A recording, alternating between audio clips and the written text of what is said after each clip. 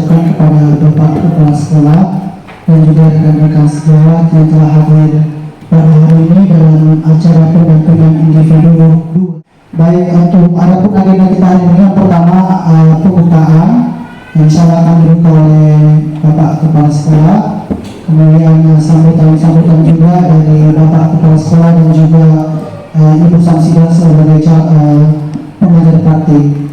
Untuk mempersingkat waktu, saya berikan kesempatan kepada Bapak Kepala Sekolah untuk memberikan sambutan sekaligus membuka acara ini.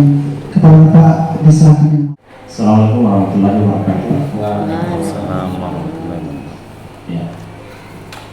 Yang saya hormati Ibu pendamping pengajar praktik, dalam hal ini Ibu Samsidah SPD GR. Kemudian Bapak Ibu yang hadir hari ini, saya hormati pula, dan spesial hari ini guru kita Pak Andi Arman Ardiansa SPD GR dari sekolah. Ibu sangat berterima kasih atas kedatangan Ibu, bila bisa mengenal lokasi sekolah hari, dan terkhusus untuk Pak Arman, rekan atau guru kami di sini, itu tidak membuat dia kurang semangat. Jadi bahkan dia lebih semangat karena memang dia sering berhubungan dengan saya, biasa ada ke rumah, dan saya juga pasti selalu kasih semangat. Arman ini lebih semangat karena ini membuktikan bahwa walaupun sekolah terpencil begini tidak menjadi hambatan untuk menjalani tugasnya ini. Kepulauan Selayar ini saya buka dengan resmi. Baik, terima kasih Pak Arman. Assalamualaikum warahmatullahi wabarakatuh. Waalaikumsalam. Yang terhormat Kepala Sekolah UPT SMPN Satar Jambe nomor 21 Kepulauan Selayar, yang saya hormati rekan-rekan guru UPT SMP Satar Jambe nomor 20 Kepulauan Selayar, dan tentunya calon guru penggerak angkatan 9 Kepulauan Selayar, Pak Andi Arman Ardiansa. Saya dapat informasi bahwa dari Pelagaan sampai ke sini itu jaraknya masih jauh, kurang lebih 10 km, dan itu luar biasa, jalan yang sempit, jurang, dan saya apresiasi sekali guru-guru yang ada di sini. Jadi guru-guru yang hebat itu adalah guru-guru yang misalnya yang tempat tugasnya jauh dan kondisi yang menantang. Nah, ini saya anggap bahwa lokasi untuk sampai ke sini itu luar biasa menantang sekali. Jadi saya apresiasi sekali untuk guru-guru yang semangatnya tidak jauh atau tidak kalah dengan guru-guru yang ada di kota. Oke, Pak Andi Arman Ardiansa. Jadi nanti saya akan dampingi Pak Andi Arman itu 6 bulan, selama 6 bulan ke depan. Jadi akan ada 6 kali pendampingan.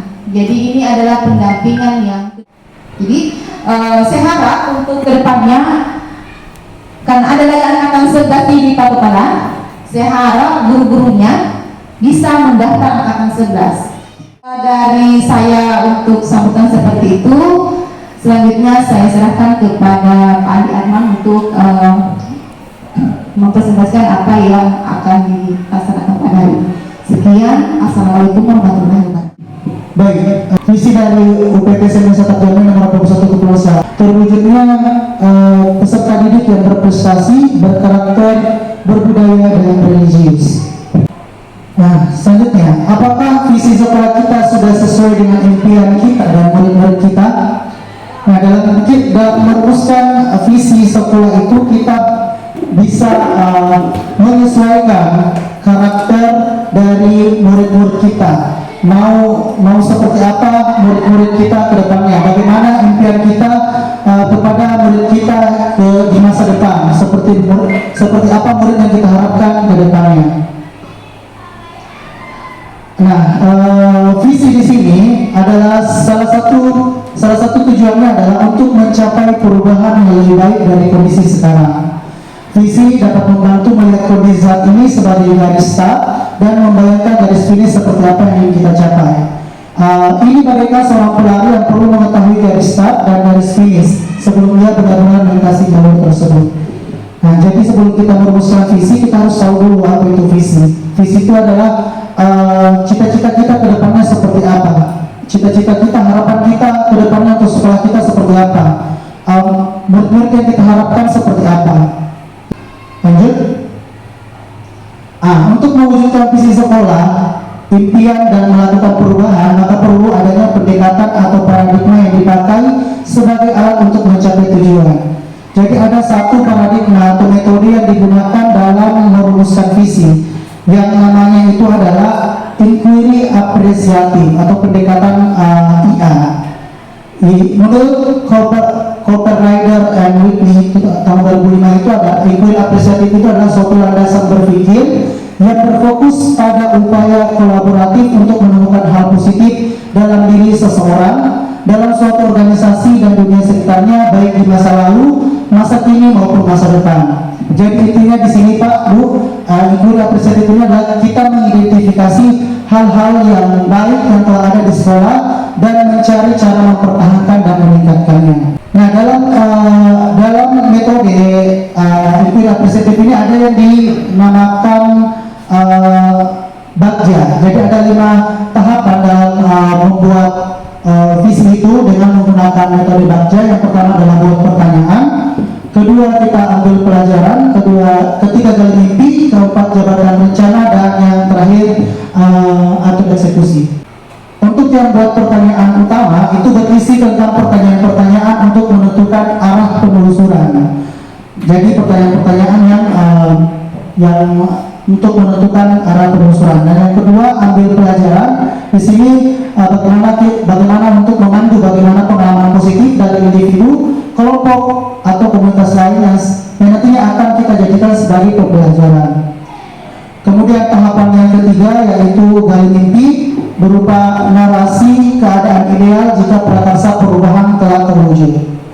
Kemudian jabarkan rencana, dapat mengidentifikasi tindakan-tindakan yang akan dilakukan dan atur eksekusi, membantu transformasi rencana menjadi nyata.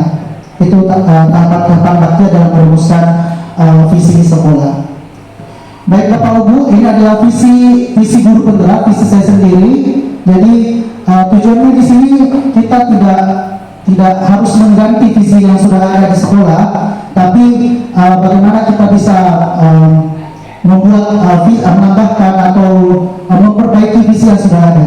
Jadi visi guru penggerak, visi yang telah saya rumuskan sendiri atau visi pribadi saya itu adalah terwujudnya generasi yang berakhlak mulia, kreatif dan berwawasan global dengan lingkungan pembelajaran yang berpihak pada peserta didik.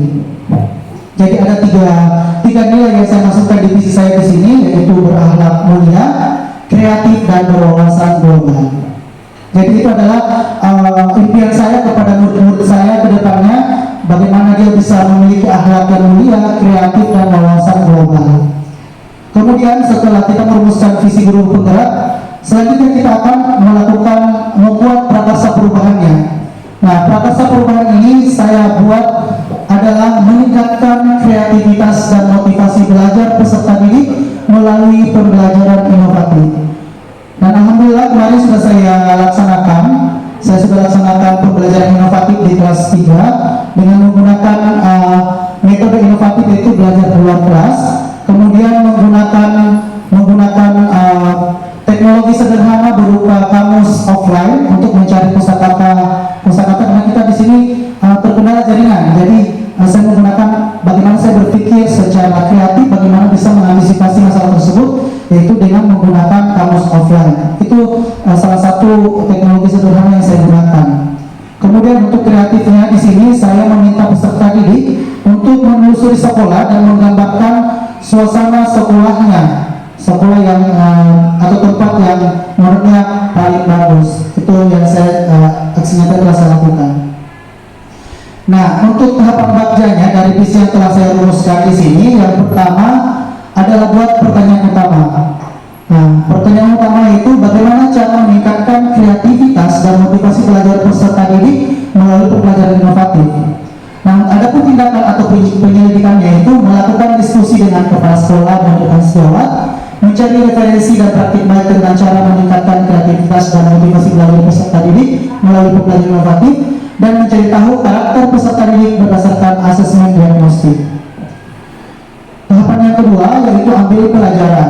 Di sini ada beberapa pertanyaan, yaitu siapakah guru yang pernah melaksanakan pembelajaran inovatif di kelas, metode, model, media, dan teknologi pembelajaran apa saja yang digunakan, dan bagaimana memilih model, metode, media, dan atau teknologi pembelajaran yang tepat agar dapat meningkatkan kreativitas dan motivasi peserta didik. Adapun penelitiannya yaitu mencari referensi tentang guru yang ahli di bidang teknologi. Dalam hal ini saya berdiskusi dengan Pak Alif tentang teknologi apa yang bisa digunakan dalam pembelajaran, dan alhamdulillah saya mendapatkan saran dari beliau dengan menggunakan teknologi sederhana saja yang tidak membutuhkan internet, yaitu offline digital dictionary. Kemudian mencari referensi berupa model, metode, dan media atau teknologi inovatif pembelajaran yang sesuai dengan peningkatan kreativitas dan motivasi peserta didik. Alhamdulillah dapat juga saran dari Pak Alif. Di situ saya disarankan ada dua, yaitu gamification dan juga outdoor learning. Tapi saya lebih memilih outdoor learning karena gamification itu membutuhkan juga sarana persamayan. Kita memimpikan murid-murid yang bagaimana? Contohnya di sini kita memimpikan murid-murid yang berprestasi, bersemangat, kreatif, dan berwawasan luas. Jadi dipikir dulu Bapak Ibu, kita kira-kira murid impian kita itu seperti apa? Kemudian pertanyaan kedua, kita percaya bahwa murid adalah. Contohnya, kita percaya bahwa murid adalah aset berharga dan masa depan yang cerah. Jadi itu salah satu contoh ya Pak. Murid yang titik-titik. Nah di sini saya sudah sediakan sticky note. Silahkan Bapak tuliskan apa impian Bapak kepada murid-murid kita ke depan. Sesuai dengan maksudnya, sesuai Ya. sesuai dengan maksud. Sesuai itu kenapa ya? Sudah ada jawaban dari Bapak Ibu dari beberapa pertanyaan. Saya meminta satu orang untuk membacakan jawaban dari Bapak Ibu sekalian. Mungkin Pak Alif bisa. Sekitar hingga mereka mampu think globally and act creatively. Dan yang ketiga, di sekolah kita mengutamakan pendidikan yang punya karakter untuk menghargai budaya. Keempat, di sekolah kita mengutamakan lingkungan sekolah berpihak pada siswa. Yang terakhir, di sekolah kita mengutamakan pendidikan yang sesuai bakat dan keinginannya. Sekolah yakin dengan bergotong royong semua masalah akan mudah kita selesaikan. Kemudian kita warga sekolah ini yakin saling bekerja sama. Selanjutnya kita dan warga di sekolah ini paham bahwa setiap siswa mempunyai keunikan peserta didik masing-masing. Kita dan warga sekolah paham dengan potensi dan kemampuan siswa yang berbeda dalam karakternya. Kita dan warga di sekolah ini paham bahwa kita tidak perlu menjadi orang lain dalam menyenangkan orang lain sehingga harus menjadi diri sendiri. Hal itu juga berlaku untuk peserta didik bahwa mereka memiliki keunikan masing-masing, tidak perlu dipaksakan akan hal yang tidak mereka inginkan.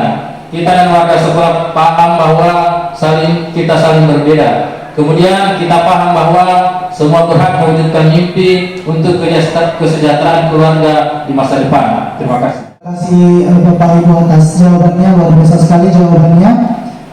Berbeda-beda semua jawabannya dan itu sangat bagus. Baik, kita lanjut. Apakah cita-cita sekolah kita? Nah, cita-cita sekolah kita itu adalah terwujudnya peserta didik yang berprestasi, berkarakter, berbudaya, dan religius. Oke, apakah kita sudah sesuai dengan jawaban kita tadi itu? Sudah sesuai ya, karena tadi ada saya dengar berakhlak mulia itu mengacu pada religius, kemudian ada juga yang menghargai budaya tadi, kemudian berprestasi juga sudah ada. Jadi impian kita tentang murid masa depan itu sudah sesuai dengan visi kita. Guru tadi sudah sesuai dengan visi di sekolah kita. Kalau visi yang telah saya rumuskan itu sudah sesuai, di mana berreligius, berakhlak mulia, ada 3 elemen di situ adalah berakhlak mulia, kreatif, dan juga berwawasan global. Nah, di berakhlak mulia itu sudah mahasiswa yang berprestasi. Kemudian yang berwawasan global mungkin itu yang belum muncul di visi sekolah kita ya Pak. Ya, apakah visi sekolah kita selama ini sudah selaras dengan cita-cita kita untuk murid? Nah, setelah kita menjawab pertanyaan-pertanyaan berupa tadi, ternyata cita-cita kita terhadap murid kita itu sudah sesuai dengan visi sekolah kita ya Bapak Ibu. Ada yang berakhlak mulia, yang itu mengacu pada elemen religius, kemudian cinta menghargai budaya atau cinta budaya, dan juga berprestasi. Jadi siswa-siswa yang kita impikan ini kedepannya sudah sesuai dengan visi sekolah kita. Nah, tugas kita bagaimana selanjutnya kita membuat program-program yang bisa mewujudkan visi kita. Adakah yang ingin disesuaikan atau ditambah dari visi sekolah kita saat ini, Bapak Ibu? Apakah ada yang ingin disesuaikan atau ditambah dari visi sekolah kita saat ini? Saya cukup. Cukup. Untuk kesimpulannya adalah dalam merumuskan visi sekolah, kita harus duduk bersama seluruh warga sekolah untuk merumuskan visi tersebut dengan menggunakan atau mengisi pertanyaan-pertanyaan berupa tersebut, dan juga menggunakan pendekatan inquiry apresiatif atau biasanya disebut dengan IA, dan juga tahapan bakja gali pendapat tentang inisiatif atau prakarsa perubahan yang akan kita buat. Kira-kira inisiasi perubahan apa yang bisa kita lakukan di sekolah kita untuk mencapai visi kita, yaitu terwujudnya peserta didik yang berprestasi, berkarakter, berbudaya, dan kepala bisa. Inisiasi perubahan yaitu contohnya ya membiasakan siswa kita untuk salat di masjid, kemudian membiasakan siswa kita untuk berdoa sebelum belajar dan ataupun berdoa kalau mau pulang. Ya, saya kira itu contoh-contoh. Ya, terima kasih atas jawabannya Bapak Kepala Sekolah. Mungkin ada rekan lain yang bisa menambahkan tentang elemen lain seperti berprestasi, berkarakter, dan berbudaya. Terima kasih atas kesempatan yang diberikan. Terkait mengenai elemen berprestasi, mungkin untuk mencapai sebuah prestasi harus ada anak-anak dilatih, dalam hal ini baik itu dari segi prestasi olahraganya, prestasi kepramukaan, dan tentang seni. Jadi bisa jadi seperti itu. Kita adakan pelatihan setiap pekan 1 kali untuk bisa membina anak-anak kita untuk persiapan lomba. Jadi untuk anak-anak kita latih memang sebelum harganya, agar anak-anak terbiasa berlatih dan bisa menampilkan yang terbaik nantinya. Mungkin seperti itu. Terima kasih Bapak Kepala Sekolah. Baik, itu adalah inisiasi perubahan yang dapat kita lakukan untuk mencapai visi. Yang pertama tadi tentang religius, kita bisa membuat sebuah program sholat setiap zuhur ya Pak. Kemudian berdoa sebelum dan setelah belajar. Kemudian mungkin yang religius untuk meningkatkan akhlaknya kita bisa pertahankan. Seperti saya sangat kagum sekali, itu berbeda dengan sekolah saya dulu, budaya cium tangan kepada guru itu perlu dipertahankan. Ya. Kemudian untuk berbudaya mungkin kita bisa melakukan sebuah program yang bisa memunculkan budaya-budaya di Jammen ini. Contohnya saja, mungkin ada budaya khususnya di Jammen, mungkin kita bisa buatkan program untuk anak-anak kita. Apa saja kolaborasi yang dapat dilakukan guru, orang tua, kepala sekolah untuk mewujudkan visi sekolah terkait jawaban yang tadi? Mungkin dari Pak Kepala Sekolah yang kolaborasi antara orang tua, sekolah, dan guru. Terkait dengan religius ya, tentunya pertama kita menginformasikan kepada orang tua mengenai program kita, misalnya salat zuhur, agar orang tua membantu kita di rumah juga untuk selalu mengarahkan anak-anaknya untuk terbiasa melaksanakan salat. Dan kedua itu tadi biasa ada juga kolaborasi keagamaan, lomba-lomba ya, ada lomba-lomba, kemudian orang tua juga dilibatkan dalam hal bagaimana anak-anaknya dilatih di rumah untuk ketika ada perlombaan yang bernuansa keagamaan. Saya kira itu. Selanjutnya mungkin ada rekan lain yang bisa memberikan pendapatnya juga tentang bentuk kolaborasi seperti apa yang dilakukan oleh guru, orang tua, kepala sekolah untuk mewujudkan visi sekolah. Lalu bisa? Tadi apa saja kolaborasi yang tetap dilakukan guru, orang tua, kepala sekolah untuk mewujudkan visi sekolah. Kalau saya di sini mungkin kita bisa ambil dari segi yang berbudaya, karena kita kan sendiri tahu kalau jarak dari sekolah dan tempat tinggal kita jauh, jadi saya rasa sudah kita lakukan setiap hari Jumat. Jadi budaya kita maksudnya di sini kita tanamkan sifat budaya yang selalu bergotong royong, yang selalu mau tetap bersatu. Jadi meskipun tempat tinggalnya kita jauh, kita mau datang bersama-sama berkumpul setiap hari Jumat untuk melatih siswa-siswa kita, ataupun ada yang ingin kita evaluasi misalkan dari sekolah kita, ataupun dari segi pembelajaran, dari segi siswa yang bagaimana, keberlanjutan sekolahnya kita bagaimana, dan lain sebagainya. Saya itu. Terima kasih. Apa bentuk kegiatan yang dapat dilakukan guru, orang tua, kepala sekolah agar visi sekolah dapat tercapai? Terkait apa bentuk kegiatan yang dapat dilakukan guru bersama orang tua dengan kepala sekolah. Kalau tentang kereligiusan mungkin bekerja sama sekolah dengan orang tua siswa bisa kita laksanakan semacam memperingati hari Maulid Nabi Muhammad SAW, itu seperti itu. Jadi keakraban antara guru dengan orang tua bisa terjalin dengan hal-hal bagaimana nilai keagamaan itu bisa kita dengarkan bersama, entah untuk mengundang Ustadz ke lokasi tempat kita mengadakan murid tersebut. Terima kasih. Terima kasih atas jawabannya Pak Abram. Kita lanjut pertanyaan. Apa saja langkah konkret yang akan dilakukan untuk merealisasikan rancangan prakarsa perubahan ini? Jauh-jauh hari sebelum kegiatan disampaikan, kita bersosialisasi kepada orang tua dalam hal ini, menyampaikan bahwa di sekolah itu akan dilaksanakan kegiatan keagamaan. Bagaimana kita membangkitkan nilai-nilai keagamaan dengan meneladani Rasulullah Muhammad SAW, dalam hal ini dengan mengagendakan sebelum tanggal atau hari hanya kita persiapkan sebuah kepanitiaan untuk bisa kita lebih fokus dalam kegiatan tersebut. Jadi kita betul-betul mempersiapkan itu dengan membentuk kepanitiaannya.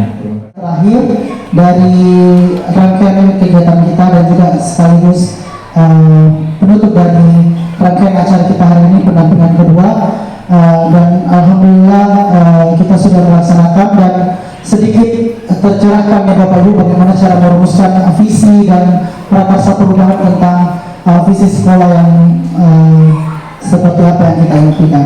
Mungkin cukup untuk dari saya. Sekian, wassalamualaikum warahmatullahi wabarakatuh. Penyusunan visi yang dibawakan oleh Pak Andi Arman, dan tentunya ini semua tidak terlepas dari ilmu yang Bapak Arman dapatkan di pendidikan guru penggerak, khususnya di modul 1.3 yang membahas khusus tentang bagaimana merumuskan visi dan misi pada sebuah sekolah. Nah, itu yang saya katakan tadi, bahwa di pendidikan guru penggerak itu dipelajari semua, dari bagaimana memanage diri kita sebagai seorang guru, kemudian bagaimana memanage murid, kemudian bagaimana memanage diri kita menjadi pemimpin dalam pengembangan sekolah. Nah, ini yang dilakukan oleh Pak Arman hari ini adalah di depan Bapak Ibu semua, Bapak Kepala adalah membantu atau membuat prakarsa perubahan yang mencerahkan kita semua bahwa ternyata perumusan visi misi itu tidak dibuat oleh satu pihak saja, tapi seperti inilah modelnya, duduk bersama, menuangkan atau diberikan kesempatan kepada Bapak Ibu guru untuk menuangkan idenya seperti apa visi yang akan kita rumuskan ke depan. Ya, jadi kita tahu bahwa dalam merumuskan visi itu tidak hanya kita harus melihat beberapa hal, yang tentunya adalah bagaimana kondisi atau karakter lingkungan sekolah. Jangan sampai misalnya visi kita adalah misalnya, jadi ada seperti itu kemarin di Lokarya, visinya itu terwujudnya sekolah yang digitalisasi, padahal mereka itu tinggal di pulau. cocok tidak itu dengan karakteristik sekolahnya? Tentunya tidak, karena kita ketahui bahwa di Pulau itu jaringannya seperti ini. Jadi dengan mengetahui bagaimana rumusan visi, maka kita dapat merumuskan visi itu dengan baik berikut dengan indikator-indikatornya. Nah, Bapak Ibu, ada satu hal lagi yang disampaikan bahwa di pendidikan guru penggerak kemarin itu Parma sudah di lokakarya pertama, Parma sudah belajar tentang bagaimana membuat komunitas praktisi di sekolah. Nah, tentunya ini sangat diharapkan, saya sangat mengharapkan kepada Parma ada membentuk komunitas praktisi atas nama sekolah. Nah, ini membantu juga sekolah kita dalam mutu rapor pendidikan, karena di PMN itu ada khusus memang apa yang khusus komunitas praktisi. Nah, jadi bisa nanti mungkin Pak Arman dengan ibu-ibu atau bapak kepala sekolah membuat sebuah komunitas praktisi. Jadi komunitas praktisi itu bukan hanya jadi melibatkan semua orang. Apa tujuannya di komunitas praktisi? Jadi di komunitas praktisi itu kita berbagi praktik baik. Jadi bukan hanya Parma yang misalnya dia guru penggerak maka dia yang selalu tidak. Mungkin Bapak Ibu yang pernah mengikuti pelatihan, misalnya pelatihan pembuatan media pembelajaran Quisiska atau Canva atau pembelajaran media yang lain, bisa kita berbagi praktik dengan teman kita. Nah, itu bisa dijadwalkan. Misalnya kalau hari Jumat itu kamu free, hari Frida, bisa kita laksanakan komunitas praktis itu berbagi praktik baik. Jadi siapa yang bisa misalnya mengikuti pelatihan, nah bisa dia berbagi praktik baik, mengintaskan kepada rekan-rekannya. Nah, itu adalah, jadi tujuan komunitas praktis itu bukan siapa yang pintar, bukan, tidak, tapi kita berbagi. Sama di guru penggerak, tidak ada yang pintar, tidak ada yang bodoh, tidak ada yang ini, tidak. Tapi di guru penggerak itu namanya berbagi, berkolaborasi. Tidak ada senior. Jadi bagaimana kita bisa menjadi guru yang betul-betul memahami bakat dan potensi siswa kita. Nah, ini yang dipelajari di guru penggerak. Kaitannya di guru penggerak itu juga nanti kita implementasikan di kurikulum Merdeka. Jadi itu erat kaitannya dengan pelajaran yang ilmu yang di guru penggerak, ada sebagian ilmunya yang diterapkan di kurikulum Merdeka. Bagaimana kita menjadi seorang guru yang bisa memahami kondisi siswa. Nah, jadi itu ya seperti itu. Jadi jangan kita menjadi guru yang masih ada, maksudnya yang pendukung. Kalau misalnya kita terlambat, saya dulu waktu misalnya belum masuk belum tahu ilmu guru penggerak, kalau ada siswa yang terlambat pasti dihukum. Padahal kata di hadap Dewantara tidak boleh lagi kita menghukum. Kenapa? Itu akan berdampak langsung ke psikologinya siswa. Misalnya kita hukumannya, kita tanya. Nah, di kepengenalan semua itu, bagaimana bentuk pertanyaan-pertanyaan positifnya, kenapa terlambat? Nah, bisa saja, apa kita tahu kenapa dia terlambat? Bisa saja pada saat itu kita langsung marahi siswa, padahal ada faktor kenapa siswa itu terlambat. Bisa saja ada orang tuanya kasihan di rumah sakit, dan tidak ada orang lain yang membantu kecuali dia. Tanpa kita sadari sampai di sekolah kita marah-marahin anak, padahal sebenarnya dia berusaha keras untuk sampai ke sekolah tepat waktu. Nah, itulah itu yang dipelajari di guru penggerak. Bagaimana kita memimpin atau memahami murid, memahami diri sendiri, memahami murid, dan memahami keadaan sekolah kita. Jadi itu tadi Pak ya. Jadi terkait dengan komunitas praktis, mungkin kalau lebih ini supaya bisa nanti sekolah Bapak Ibu ini tercatat di PMN bahwa sudah memiliki komunitas praktis, bisa nanti dibuat nama komunitas praktisnya apa, kemudian dimasukkan SK-nya di PMN khusus di komunitas. Nah, nanti itu akan berpengaruh di rapor pendidikan sekolah Bapak Ibu. Ada di situ. Jadi ini siapa kira-kira ketuanya, penanggung jawabnya, kemudian apa kira-kira komunitas praktisi yang akan namanya seperti apa. Tadi Pak Arman sudah sampaikan bahwa saya membuat komunitas praktisi khusus di mapelnya. Nah, itu mapel Pak ya. Yang dimaksud di sini adalah komunitas praktisi khusus sekolah. Supaya bisa diupload di PMN SK-nya. Kemudian nanti kan di ini kegiatan-kegiatan apa saja yang bisa diupload sebenarnya, itu akan berpengaruh pada rapor mutu pendidikan di sekolah kita. Ya, mungkin dari saya cukup sekian. Saya ucapkan terima kasih yang sebanyak-banyaknya kepada Bapak Kepala Sekolah, kepada Bapak dan Ibu Guru atas penerimaan saya hari ini. Semoga nanti pendamping berikutnya bisa kesini lagi. dengan ucapan alhamdulillah kegiatan hari ini berjalan lancar. Terima kasih. Assalamualaikum warahmatullahi wabarakatuh. Waalaikumsalam.